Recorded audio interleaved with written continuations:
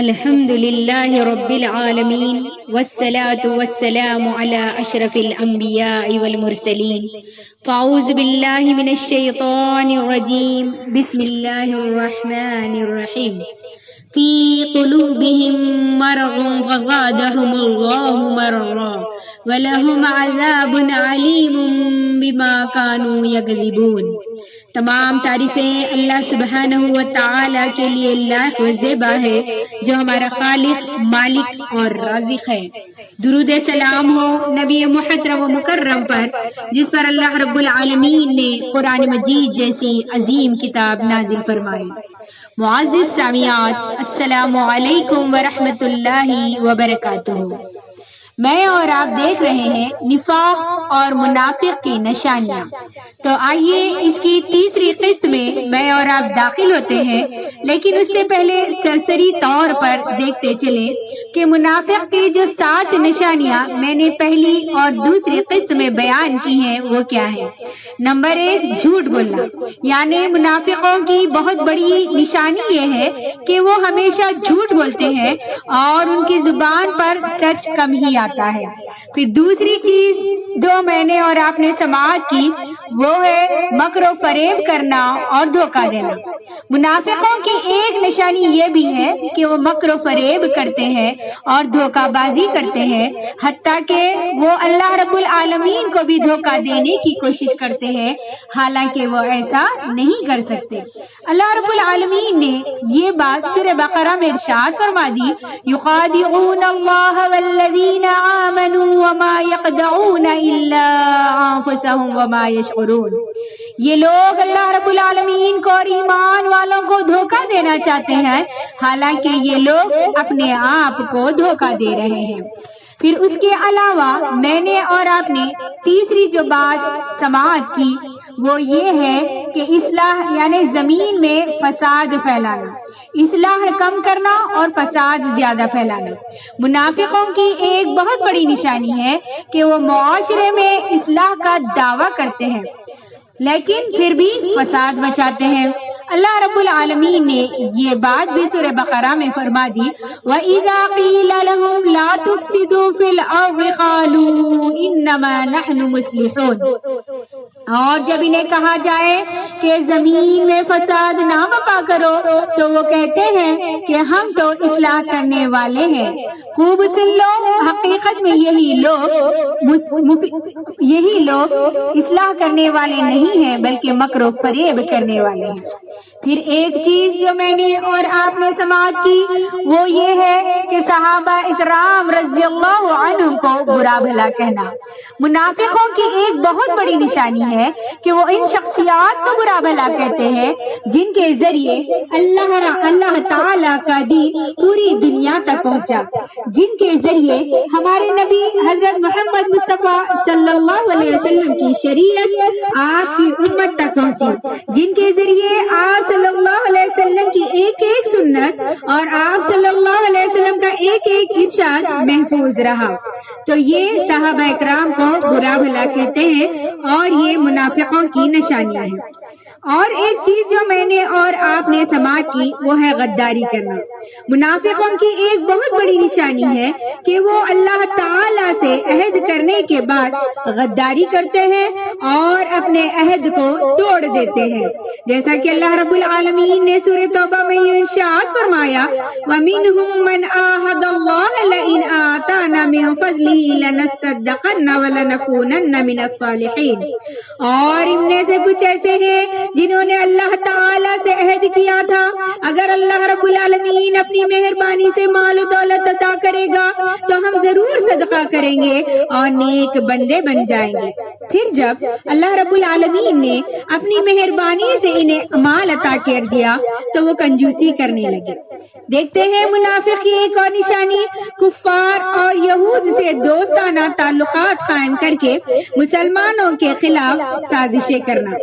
یہ بہت بڑی نشانی ہے کہ وہ یہود و نصارہ اور دیگر کفار سے دوستانہ تعلقات قائم کر کے مسلمانوں کے خلاف سازشیں رچتے ہیں۔ آئیے میں اور آپ آگے بڑھتے ہیں اور دیکھتے ہیں کہ منافقوں کی ایک اور نشانی اللہ رب العالمین کے قوانین کو نافذ نہ کرنا اور خود ساختہ قوانین پر عمل کرنا۔ منافقوں کی ایک نشانی ہے کہ وہ رب العزت کی شریعت اور اس کے مقرر کردہ قوانین کے مطابق نہ خود فیصلہ کرتے ہیں اور نہ ہی دوسروں کو ایسا کرنے دیتے ہیں۔ اب ہم اس کڑی کو آگے بڑھاتے ہوئے دیکھتے ہیں کہ منافقوں کی 8ویں نشانی کیا ہے۔ نماز کی طرف آنے میں سستی کرنا اور ریاکاری اختیار کرنا۔ منافقوں کی ایک نشانی یہ ہے کہ وہ نماز میں سستی کرتے ہیں اور جب نماز پڑھتے ہیں تو صرف لوگوں کو دکھلانے کی خاطر نماز پڑھتے ہیں اور اس میں اللہ رب العالمین کا ذکر بہت کم کرتے ہیں۔ اللہ رب العالمین نے سورہ نساء سورہ نمبر 4 آیت نمبر 142 میں یہ ارشاد فرمایا، ان المنافقین یخادعون اللہ وهو خادعهم واذا قاموا الى الصلاة قاموا كسالى يراءون الناس ولا يذكرون اللہ الا قلیلا۔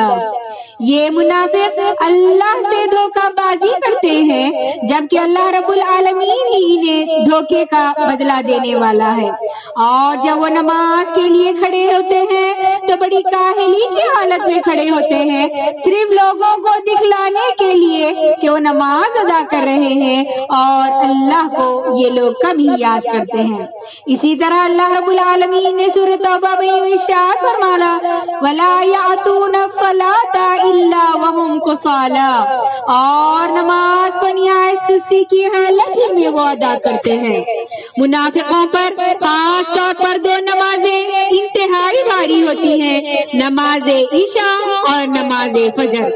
حضرت ابو ہریرہ رضی اللہ تعالیٰ عنہ بیان کرتے ہیں، اللہ کے رسول صلی اللہ علیہ وسلم نے ارشاد فرمایا، بے شک منافقوں پر سب سے بھاری نماز عشاء اور نماز فجر ہے، اور اگر انہیں معلوم ہو جاتا کہ ان دونوں میں کتنا اجر ہے تو وہ گھٹنوں کے بل چل کر بھی یا نمازیں ادا کرنے کے لیے ضرور حاضری کی کوشش کرتے۔ اسی طرح وہ شخص جو عصر کی نماز کو اتنا لیٹ کر دے کہ سورج غروب ہونے کے قریب ہو جائے تو اسے بھی اللہ کے رسول صلی اللہ علیہ وسلم نے منافق گردانا ہے۔ اللہ کے رسول صلی اللہ علیہ وسلم کا ارشاد ہے، تلک الصلاۃ المنافق یجلس یرقب الشمس حتی اذا کانت بین قرن الشیطان قاما۔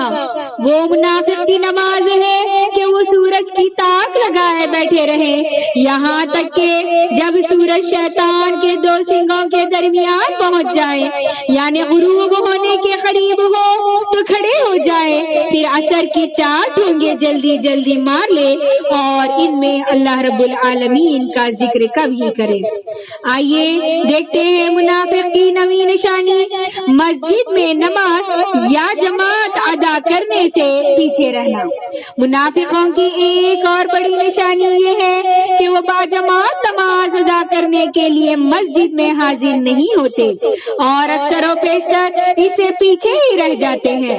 حضرت عبداللہ بن مسعود رضی اللہ تعالیٰ عنہ بیان کرتے ہیں، اور ہم نبی کریم صلی اللہ علیہ وسلم کے عہد میں دیکھتے تھے کہ باجماعت نماز سے صرف وہ منافق پیچھے رہتا تھا جس کا نفاق سب کو معلوم ہوتا، اور ایک شخص کو مسجد میں باجماعت نماز کے لیے اس حالت میں لایا جاتا تھا کہ اس نے 2 آدموں کے درمیان ان کے کاندھوں کا سہارا لیے ہوئے ہوتا، یہاں تک کہ اسے صف میں لا کر کھڑا کر دیا جاتا تھا۔ یعنی منافق کی ایک نشانی یہ بتائی گئی کہ مسجد میں نماز باجماعت ادا کرنے سے وہ پیچھے رہ جاتا ہے۔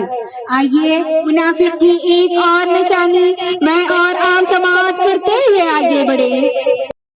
برائی کا حکم دینا اور نیکی سے منع کرنا۔ اہل ایمان کی ایک صفت یہ ہے کہ وہ نیکی کا حکم لوگوں کو دیتے ہیں اور برائی سے لوگوں کو روکتے ہیں، جبکہ منافق اس کے برعکس نیکی سے منع کرتے ہیں اور برائی کا حکم دیتے ہیں۔ اللہ تعالیٰ ان کی یہ صفت یوں بیان کرتا ہے سورہ توبہ سے نمبر 9 آیت نمبر 66 میں، المنافقون والمنافقات بعضهم من بعض يأمرون بالمنكر وينهون عن المعروف ويقبضون أيديهم نسوا الله فنسيهم إن المنافقين هم الفاسقون۔ ترجمہ کچھ یوں ہے، منافق مرد ہو یا عورتیں ایک ہی تھالی کے چٹے بٹے ہیں، برے کام کا حکم دیتے ہیں اور برے کام سے لوگوں کو روکتے ہیں اور اپنے ہاتھ صدقہ وغیرہ سے بھیجے رہتے ہیں، یعنی بند رکھتے ہیں، اور اللہ رب العالمین کو بھول گئے تو اس نے بھی انہیں بھلا دیا۔ یہ منافق دراصل ہے ہی نافرمان۔ اس آیت مبارکہ سے منافقوں کی ایک نشانی بھی ثابت ہوتی ہے کہ وہ اللہ رب العالمین کی راہ میں مال خرچ کرنے سے گریز کرتے ہیں اور بخیلی اور کنجوسی کا مظاہرہ کرتے ہیں۔ ایک اور آیت میں اللہ رب العالمین نے ان کے متعلق یہ ارشاد فرمایا، وَلَا يُنْفِقُونَ إِلَّا وَهُمْ كَارِهُونَ۔ اللہ رب العالمین نے ارشاد فرمایا اور خرچ کرتے ہیں تو مجبوراً ہی خرچ کرتے ہیں۔ آئیے دیکھتے ہیں منافقوں کی ایک اور نشانی، یعنی نشانی نمبر 11، مسلمانوں کے درمیان فرقہ واریت پیدا کرنا اور اختلافات کو ہوا دینا۔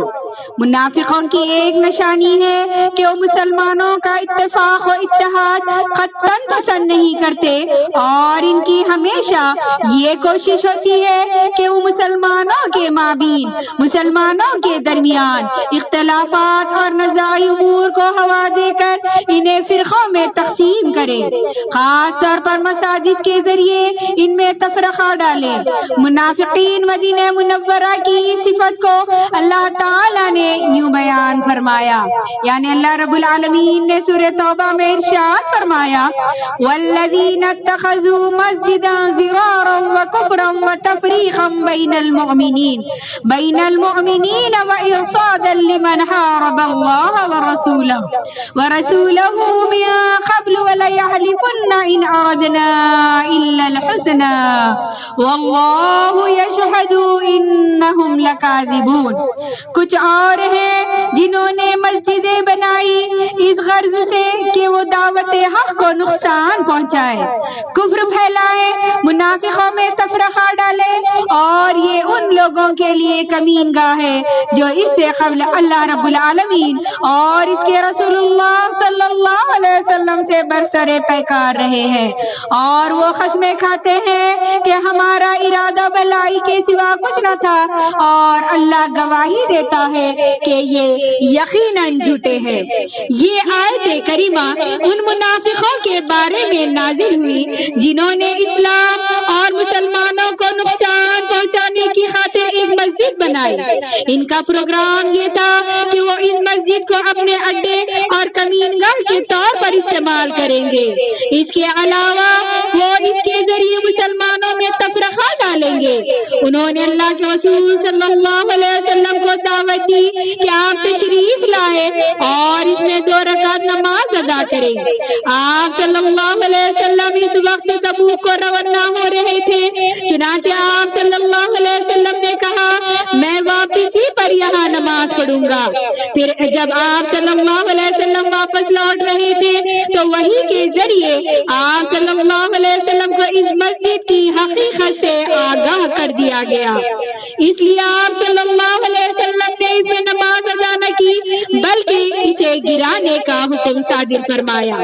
نہایت افسوس کی بات ہے کہ اس دور میں بھی بہت سارے لوگ مساجد کو مسلمانوں کے اتفاق و اتحاد کا کا ذریعہ بنانے کے بجائے انہیں فرقہ واریت کا ذریعہ بناتے ہیں۔ مسجد کے ممبر و محراب کو اپنے نظریات کی نشر و اشاعت کا ذریعہ بناتے ہیں کہ جو قرآن و حدیث کے سراسر خلاف ہے۔ اسی سے فرقے بنتے ہیں اور مسلمان گروہ تعصب میں مبتلا ہو جاتے ہیں۔ آئیے نفاق کے بارے میں ایک اور نشانی سماعت کریں، حقائق کو مسخ کرنا اور افواہیں پھیلانا۔ منافقوں کی ایک نشانی یہ ہے کہ وہ اصل حقائق کو مسخ کر کے جھوٹ کا پروپیگنڈا کرتے اور بے بنیاد افواہیں پھیلاتے ہیں، جس سے ان کا مقصد یہ ہوتا ہے کہ مسلمان پریشان ہو جائیں اور انہیں چین و سکون کبھی نصیب ہی نہ ہو۔ اس کی سب سے بڑی دلیل واقع افق ہے جس کے ذریعے منافقوں نے حضرت عائشہ رضی اللہ تعالی عنہا کے خلاف زہر افشانی کی اور ان پر بدکاری کا بہتان و الزام لگایا۔ حالانکہ واقعہ صرف اتنا تھا کہ غزوہ بنی مصطلق سے واپسی پر مدینہ منورہ کے قریب جب لشکر نے اپنا پڑاؤ کرنے کے بعد کوچ کیا تو اس وقت حضرت عائشہ رضی اللہ تعالی عنہا قضائے حاجت کے لیے گئی ہوئی تھی۔ چونکہ آپ دبلی پتلی تھی، اس لیے جب ان کا ہودج اٹھایا گیا تو اٹھانے والے صحابہ اکرام کو محسوس نہ ہوا کہ آپ اس میں نہیں ہیں۔ ہودج اٹھا کر اونٹ پر رکھ دیا گیا، لشکر روانہ ہو گیا اور سیدہ عائشہ رضی اللہ تعالی عنہا پیچھے رہ گئی۔ آپ جب اپنی جگہ پر واپس لوٹی تو لشکر کو وہاں نہ پا کر اس جگہ پر بیٹھ گئی تاکہ تلاش کرنے والا شخص تلاش کرتے کرتے جب وہاں پر آئے تو وہ انہیں پا لے۔ انتظار کرتے کرتے حضرت عائشہ رضی اللہ تعالی کی آنکھ لگ گئی۔ صفوان بن معطل سلمان رضی اللہ تعالیٰ عنہ کی ڈیوٹی تھی کہ وہ لشکر کے پیچھے رہے تاکہ کسی کی کوئی چیز گرے تو وہ اسے اٹھا لے، یا کوئی راستہ بھول جائے تو اس کی رہنمائی کر دے۔ جب موصوف کا وہاں سے گزر ہوا تو چونکہ انہوں نے حضرت عائشہ رضی اللہ تعالی عنہ کو پردے کا حکم نازل ہونے سے قبل دیکھا ہوا تھا، اس لیے انہوں نے آپ کو پہچان لیا اور فوراً کہا اِنَّ لِلَّهِ وَإِنَّا إِلَيْهِ راجعون۔